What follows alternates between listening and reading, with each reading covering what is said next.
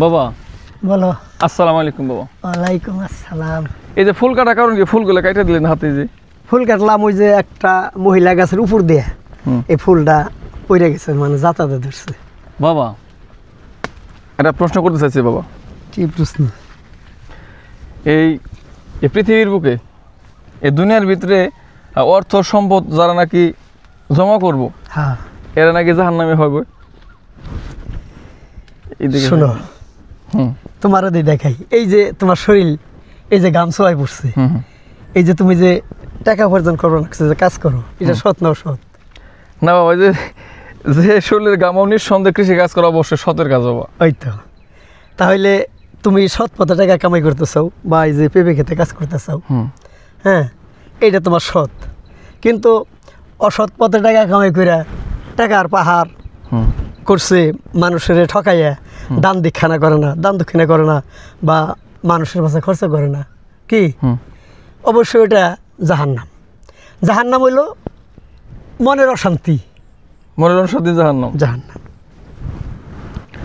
আর তাহলে তো মানুষ তলাটা কথা কি, আর যে যাই করুক, টাকা তো আর মোর সাথে নিয়ে যাবো নাকি? হ্যাঁ, টাকা তার সাথে নিয়ে যাবে না, তোমার পরবর্তীতে মানে যারা আসবে তারাই ভোগ করবো, ছেলে সন্তান।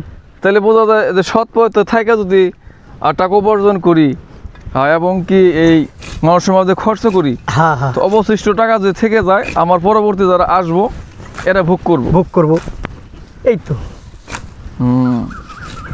কিন্তু যারা লোক ঠকায় না, তো এগুলো তো বাবা তাদের মনেও তো শান্তি নেই। অশান্তি, তাদের মনে অশান্তি।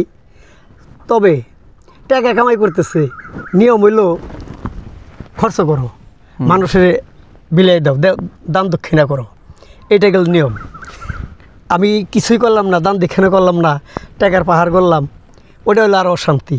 জাহান্নাম অর্থ হইল অশান্তি, মনের অশান্তি। মনের যে একটা তাপ, ওইটা হইলে জাহান্নামের একটা দুনিয়া থেকে একটা শাস্তি। শাস্তি। তো তাহলে তো আমাদের টাকা অর্থ উপার্জন করতে মানুষের মাঝে আমাদের বিলি করা দরকার। অবশ্যই।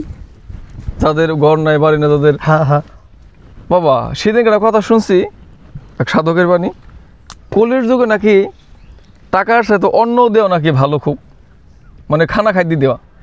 তিনি বললো যে ভাই টাকা দিবেন, সে অন্য কাজও ব্যবহার করতে পারে, সিগারেটও খাইতে পারে, খারাপ একটা বস্তু নেশা করতে পারে, তো তার পেটটা ভরে খাওয়াইলে সবচেয়ে বেশি শান্তি। কিন্তু ওরা এই যুগে কেউ খাইবে পারছে না, টাকা দেন। হিসাব আছে, ওরা টাকা মানে ওরা টাকা করবো, জমাইবো, কিন্তু আসলে হিসাব হইলো ওই যে কিছু অন্ন দান করা, অর্থাৎ তুমি একজনকে খাওয়াই খুশি করা পারবা, কিন্তু টাকা দিয়ে খুশি করা পারবা না। তুমি যদি একজনে মাছ গোছ খাওয়া পেটটা ভরাই দাও, না আলহামদুলিল্লাহ খুব খাইছে আল্লাহর রহমতে, টাকা তুমি 10,000 দাও গা, হ্যাঁ খরচ করা সারা কোন পথে? হ্যাঁ, ধন্যবাদ বাবাকে। এগুলা কি করবো এটি ফালাই দাও দিকে। তাহলে সব ভালো থাকবেন, সুস্থ থাকবেন, এই কামনা করি। আসসালামু আলাইকুম ওয়া রাহমাতুল্লাহি ওয়া বারাকাতুহু।